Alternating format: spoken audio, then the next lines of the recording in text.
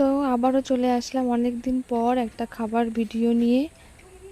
কেউ খাবার এরকম বানিয়ে দিলে আর খেতে তো খুবই ভালো লাগে।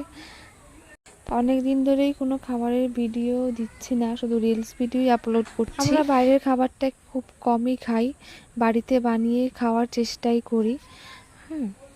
তো যেটাই হোক, চাইনিজ হোক বা নর্মাল খাবারও হোক, আমরা বাইরের খাবার থেকে বেশি বাড়িতে বানিয়ে, যেহেতু আমাদের ঘরে সব কিছু থাকে সেহেতু আমরা বাড়িতে বানিয়ে খাওয়ার চেষ্টা করি। তো অনেক দিন ধরেই মোমো খাবো খেতে ইচ্ছে করছিল, আর ভীষণই মোমো খেতে ইচ্ছে করছিল। তারপর বোনকে বললাম যে বানাতে, তারপর মা আর বোন বানাচ্ছিল।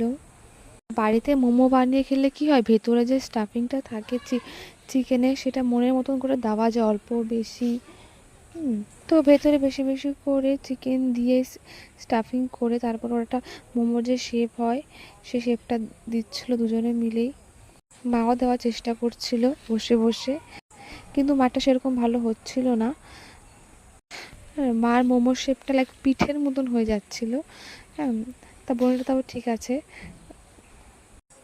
তো মোমোর এক একটা শেপ এক এক রকমের হয়েছে, একরকম হয়নি, কিন্তু তারপরও ভালো হয়েছিল খেতে, খুব টেস্টি হয়েছিল খেতে।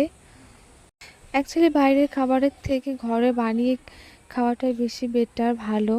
তো এই দেখো চাটনিটাও ঘরে বানানো, চাটনিটা ভিডিও আর দিলাম না। চাটনিটাও খুব সুন্দর হয়েছিল খেতে, আর দেখো কত সুন্দর, কতগুলো বানিয়েছে, কত সুন্দর হয়েছে।